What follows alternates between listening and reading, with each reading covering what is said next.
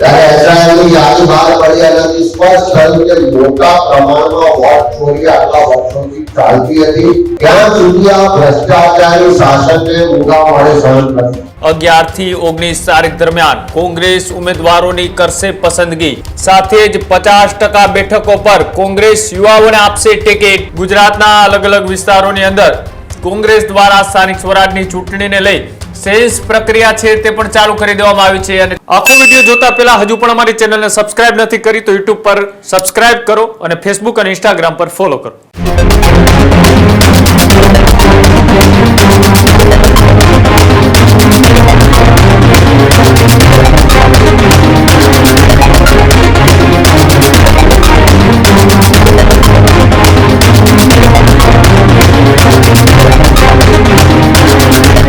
महत्वपूर्ण समाचार थी तो स्थानिक स्वराजनी चूंटणीमां कोंग्रेसना उम्मीदवारने लई मोटा समाचार।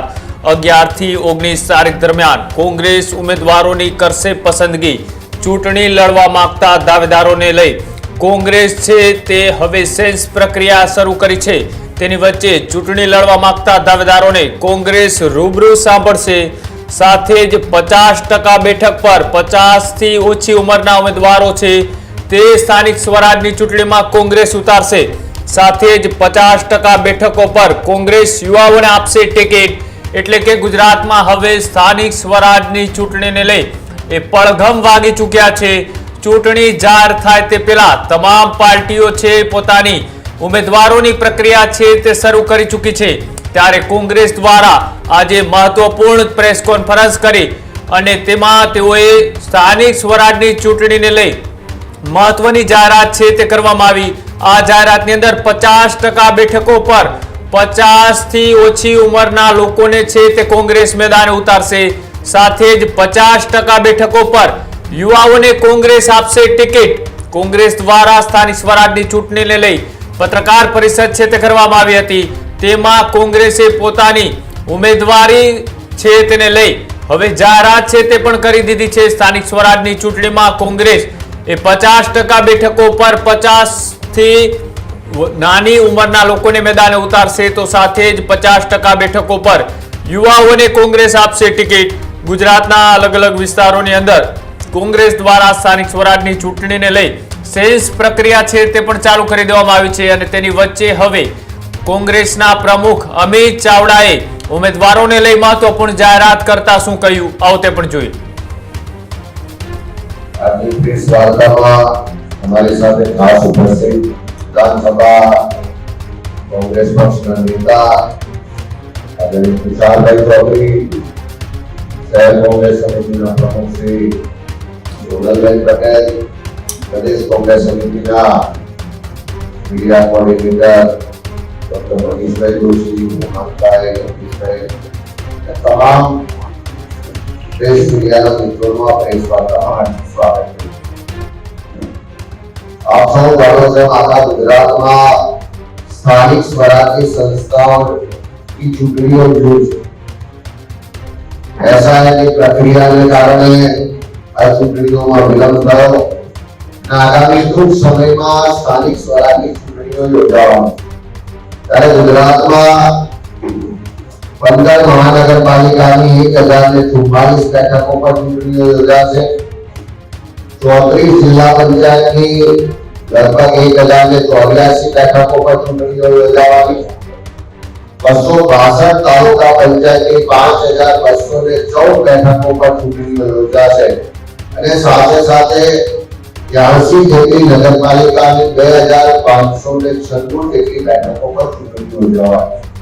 આમ જોવા જઈએ તો આખા ગુજરાતના 55% વિસ્તારમાં लगभग 10,000 જેટલી બેઠકો પર સ્થાનિક સ્વરાજની ચૂંટણીઓ યોજાવા જઈ રહી છે। ત્યારે કોંગ્રેસ પક્ષ અમારા સંગઠન દ્વારા તમામ રીતે ચૂંટણીની તૈયારીઓ પૂર્ણ કરવામાં આવી છે। તાલુકા કક્ષાએ, શહેર કક્ષાએ, વોર્ડ કક્ષાએ, જિલ્લા કોંગ્રેસ સમિતિઓ દ્વારા લોકો વચ્ચે જવાના કાર્યક્રમો કર્યા, લોકોની સાથે સંવાદ પ્રસ્થાપિત કર્યો। महानगरों कांग्रेस आपके द्वारा कार्यक्रम द्वारा लोगों को मैनिफेस्टो बने, लोगों प्रश्नों ने सांभळ्या અને હવે આખરી સ્વરૂપો ઉમેદવારોની પસંદગીની પ્રક્રિયા કરવા જઈ રહ્યા છે। ત્યારે ગુજરાત પ્રદેશ કોંગ્રેસ સમિતિ દ્વારા આખા ગુજરાતના તમામ મહાનગરો, તમામ નગરપાલિકા વિસ્તારો, તમામ જિલ્લા અને તાલુકાઓમાં આગામી સ્થાનિક સ્વરાજની ચૂંટણી લડવા માંગતા ઉમેદવારો એ રૂબરૂ સાંભળવા માટેનો કાર્યક્રમ નક્કી કરવામાં આવ્યો છે।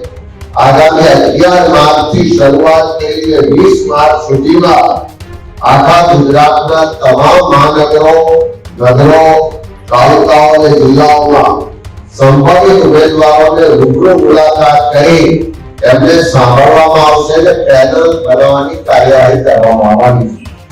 સાથે સાથે આપ સૌ જાણો છો જે રીતે ગુજરાતમાં એસઆઈની પ્રક્રિયા થઈ, જે પહેલા તમે કહેતા હતા કે ગુજરાતની મતદાર યાદી શુદ્ધ નથી, એમાં મોટા પ્રમાણમાં ઘોટાળા છે અને મોટા પ્રમાણમાં વોટ ચોરી થઈ રહી છે।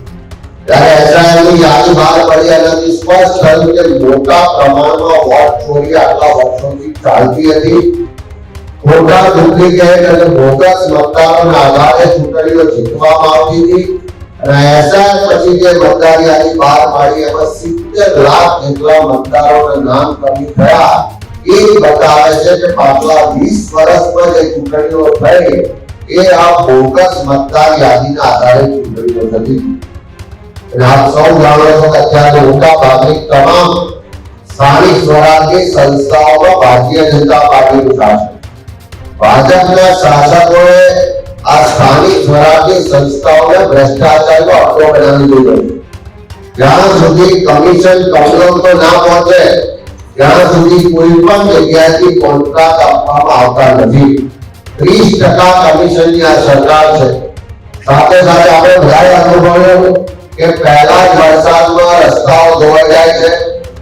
હજુ તો પાણીની ટાંકીનું ટેસ્ટિંગ થતું હોય ત્યારે પાણીની ટાંકી તૂટી પડે છે અને પ્રજાના જે પરસેવાના ટેક્સના પૈસા છે એની ઉઘાડી લૂંટ આ સ્થાનિક સ્વરાજની સંસ્થાઓમાં ભારતીય જનતા પાર્ટીના શાસકો કરી રહ્યા છે। એવા સંજોગોમાં ગુજરાતનો સામાન્ય નાગરિક જે ટેક્સ આપે છે તેની અપેક્ષા હોય કે સારા રસ્તા મળે, શુદ્ધ પીવાનું પાણી મળે, પ્રદૂષણ મુક્ત વાતાવરણ મળે, એને ત્યાં આગળ ટ્રાફિકની સમસ્યાઓ ના હોય, રહેણાંક માટેના ઘર હોય, એને ત્યાં સારું શિક્ષણ, સારી આરોગ્યની વ્યવસ્થાઓ હોય, સ્વચ્છતા જળવાતી હોય, વરસાદી પાણીનો નિકાલ થતો હોય, એની પ્રાથમિક જરૂરિયાતો અને જે પૂરી પાડવાની જવાબદારી આ સ્થાનિક સંસ્થાઓની છે। એના બદલે આ ભારતીય જનતા પાર્ટીના શાસનમાં બિલકુલ ઉલટું થઈ રહ્યું છે।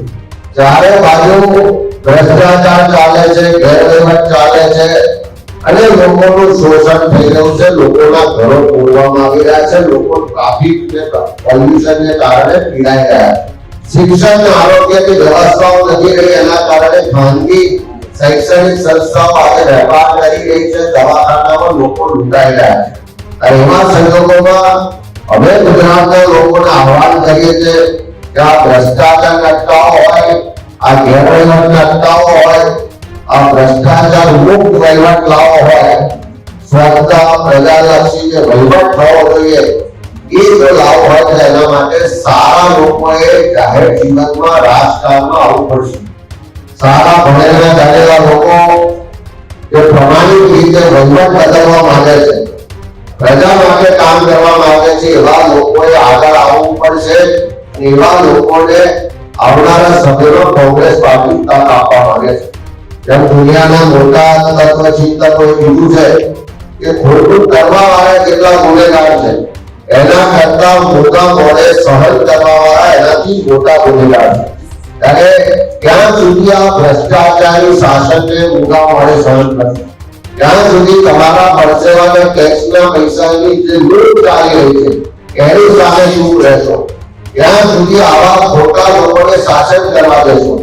અમે ગુજરાતના તમામ જાહેર જીવનમાં કામ કરતા નાગરિકોને, આગેવાનોને, કાર્યકરોને, સંસ્થાઓ સાથે જોડાયેલા પ્રતિનિધિઓને કહેવા માંગીએ છીએ કે આવો, કોંગ્રેસ પાર્ટી તમને પ્લેટફોર્મ આપવા માંગે છે જ્યાંથી તમે સ્વચ્છ અને સારો વહીવટ કરવા માટે ભાગીદાર થઈ શકો છો। ભ્રષ્ટાચાર સામેની લડાઈનું નેતૃત્વ લઈ શકો છો, લોકોના હક અધિકારની લડાઈ લડી શકો છો અને પ્રજા વિમુખ વહીવટ થાય અને જનતાને ટેક્સના સામે સુખાકારી મળે, સુવિધા મળે એવું શાસન આપવા માટે તમારી જે યોગ્યતા છે, તમારું જે નેતૃત્વ છે એને કોંગ્રેસ પાર્ટી આવનારા સમયમાં તક આપશે. ખાસ કરીને ગુજરાતમાં 15 મહાનગરોમાં ચૂંટણીઓ થવા જઈ રહી છે. ત્યારે 15 મહાનગરોમાં શિક્ષિત, સક્ષમ લોકોની વચ્ચે કામ કરતા વિવિધ સામાજિક સંસ્થાઓ, શૈક્ષણિક સંસ્થાઓ અને રાજકીય રીતે જે આગેવાની કરે છે એવા લોકો કોંગ્રેસ પાર્ટીમાં વિચારધારા સાથે જોડાય અને ઉમેદવારી કરવા માંગતા હશે તો એમના માટે ઓનલાઈન પ્લેટફોર્મ પર અમે આજે QR કોડ જાહેર કરીએ છીએ. આ QR કોડ સ્કેન કરી અને કોઈ પણ વ્યક્તિ આ 15 મહાનગરોમાં પોતાની ઉમેદવારી માટેનું ફોર્મ ભરી શકશે. અને એમની માહિતી આવ્યા પછી 11 તારીખથી 20 તારીખ સુધી બધાને રૂબરૂ સાંભળી અને એના માટેની પેનલો તૈયાર કરવામાં આવશે. આપણે બધા જાણીએ છીએ કે જે રીતે અનામતની વ્યવસ્થાઓ છે કે 50% બેઠકો મહિલાઓ માટે અનામત છે. સાથે સાથે SC, ST, OBC વર્ગના લોકો માટે પણ અનામત બેઠકોની વ્યવસ્થા છે. ત્યારે આ મહિલાઓ માટે SC, ST, OBC વર્ગના લોકો માટે પણ એમને વિનંતી કરીએ છીએ કે સારા, સક્ષમ એને સ્વતંત્ર રીતે પોતાના વિસ્તાર માટે, પોતાના સમાજ માટે, પોતાના શહેર, તાલુકા અને જિલ્લા માટે કામ કરવું છે એવા લોકોને પણ આહ્વાન કરીએ છીએ. સાથે સાથે આખી પ્રક્રિયા દરમિયાન કોંગ્રેસ પાર્ટીનો અમારા નેતૃત્વ આદરણીય ખડગે સાહેબ, રાહુલ ગાંધીજી, અમારા પ્રભારી આદરણીય મુકુલ વાસનીજી અને સમગ્ર કોંગ્રેસ પાર્ટીનો નિર્ણય છે કે આગામી સ્થાનિક સ્વરાજની સંસ્થાઓની ચૂંટણીઓમાં 50% બેઠકો પર યુવાનોને તક આપવામાં આવશે. 50 વર્ષથી ઓછી ઉંમરના યુવાનોને 50% બેઠકો પર અમે પ્રાથમિકતા આપવાના છે અને સાથે સાથે શિક્ષિત અને પ્રજાની વચ્ચે રહીને કામ કરનારા પ્રમાણિક લોકોને પણ અગ્રતા આપવામાં આવશે. ત્યારે 11 માર્ચથી શરૂ કરીને 20 માર્ચ સુધી આખા ગુજરાતમાં કોંગ્રેસ પાર્ટી જે સંભવિત ચૂંટણી લડવા માંગતા ઉમેદવારો છે એમને સાંભળવાની પ્રક્રિયા કરવાની છે. ઝડપથી પેનલો પણ બનશે અને ઝડપથી ઉમેદવારોની જાહેરાત પણ કરવામાં આવશે કે આપના માધ્યમથી ગુજરાતની જનતાને જણાવવા માંગીએ છીએ. સાથે સાથે આ 15 મહાનગરોમાં કોઈ પણ વ્યક્તિ, કોઈ પણ આગેવાન, કોઈ પણ કાર્યકર જે જાહેર જીવનમાં આવી અને સારું કામ કરવા માંગે છે, નેતૃત્વ કરવા માંગે છે, એમના માટે પણ ઉમેદવારી કરવા માટે QR કોડ ઓનલાઈન વ્યવસ્થાની પણ આજે જાહેરાત કરીએ છીએ. એમની પણ ઉમેદવારીને આવકારીએ છીએ. આપણા માધ્યમથી બધા લોકોને વિનંતી કરીએ કે જનતામાં જે આક્રોશ છે, જે જનાક્રોશ યાત્રા દરમિયાન અમે જોયો છે એ આક્રોશને વહીવટ બદલવામાં પરિવર્તિત કરવા માટે, પ્રમાણિક શાસન લાવવા માટે, ભ્રષ્ટાચારીઓને દૂર કરવા માટે અને પ્રજાના પૈસાની જે લૂંટ ચાલે છે એને અટકાવવા માટે બધા સારા લોકો આગળ આવે, કોંગ્રેસ પાર્ટીની વિચારધારા સાથે જોડાય, પોતાની નેતૃત્વ ક્ષમતા, પોતાની જે આવનારા સમયમાં લોકો માટેની કટિબદ્ધતા છે એને આગળ લાવે અને બધા જ લોકોને કોંગ્રેસ પાર્ટી પ્લેટફોર્મ આપશે કે આપના માધ્યમથી આજે જાહેરાત કરીએ છીએ. ત્યારે 11 માર્ચથી 20 માર્ચ સુધી આખા ગુજરાતમાં ઉમેદવારોને સાંભળવાની પ્રક્રિયા કરવામાં આવશે. ખાસ કરીને જે અનામત વ્યવસ્થા છે 50% મહિલાઓ માટે અનામત છે, SC, ST, OBC વર્ગ માટે અનામત છે. કોંગ્રેસ પાર્ટીએ પહેલી પ્રાથમિકતા આ વખતે યુવાનોને આપવાનું નથી કર્યું. 50% બેઠકો 50 વર્ષથી ઓછી ઉંમરના યુવાનોને આપવામાં આવશે. ખાસ કરીને ભણેલા શિક્ષિત લોકો છે અને પ્રજા વચ્ચે કામ કરનારા સામાજિક સેવકો છે, સ્વૈચ્છિક સંસ્થાઓ સાથે જોડાયેલા લોકો છે, સામાજિક સંસ્થાઓ સાથે જોડાયેલા લોકો છે અને ભારતીય જનતા પાર્ટીના જે ભ્રષ્ટાચારી શાસન સામે પ્રમાણિકતાથી કામ કરતા સંઘર્ષ કરતા જે યુવાનો છે એમને પ્રાથમિકતા આપવામાં આવશે. ખાસ કરીને અનેક વિસ્તારો એવા છે કે જેમાં સમાજના જુદા જુદા વર્ગના પ્રતિનિધિત્વ આપવાની રજૂઆત, જેમ કે કોઈ શહેર હોય તો લારી ગલ્લા પાટણના વાળા છે, રિક્ષા ડ્રાઈવર છે, એમને રોજગારો હેરાનગતિ થાય છે કે એમનામાંથી પણ કોઈને પ્રતિનિધિત્વ કરવાની તક આપવામાં આવશે. અલગ અલગ વિસ્તારોમાં જે હજારોની સંખ્યામાં ગરીબોના ઘરો પર બુલડોઝર ચલાયા, એવા વિસ્તારોમાં જે કામ કરનારા કાર્યકરો છે કાં તો જે પીડિત પરિવારો છે એમાંથી પણ કોઈ આ ભ્રષ્ટ શાસન સામે લડવા માટે તૈયાર છે, તો એવા પીડિત પરિવારોના પ્રતિનિધિઓને પણ તક આપવામાં આવશે. ખાસ કરીને જે મહાનગરો છે એમાં શિક્ષિત, સ્વચ્છ, પ્રતિભાવાન ચહેરાઓને વધારે પ્રાથમિકતા આપવામાં આવશે ને ગ્રામ્ય વિસ્તારો એમાં ગ્રામ્ય કક્ષાએ, સ્થાનિક કક્ષાએ સર્વસંમતિથી જે લોકોને પસંદ કરવામાં આવશે એ જ કોંગ્રેસ પાર્ટીનો ઉમેદવાર હશે. આ વખતે એ પણ નક્કી કરવામાં આવ્યું છે કે ઉમેદવાર પસંદગીની આખી પ્રક્રિયા સ્થાનિક કક્ષાએ કરવામાં આવશે. એટલે કે નગરપાલિકા હોય તો નગરપાલિકાની જે ચૂંટણી સમિતિ છે એ લોકો ઉમેદવારોની પસંદગીની પ્રક્રિયાને મોટે ભાગે આખરી ઓપ આપશે. તાલુકા કક્ષાએ, જિલ્લા કક્ષાએ, મહાનગર કક્ષાએ પણ ઉમેદવારની પસંદગીની મોટા ભાગની તમામ પ્રક્રિયા સ્થાનિક કક્ષાએ પૂર્ણ કરવામાં આવશે. પ્રદેશ સમિતિ દ્વારા એમાં સીધો હસ્તક્ષેપ કરવામાં નહીં આવે.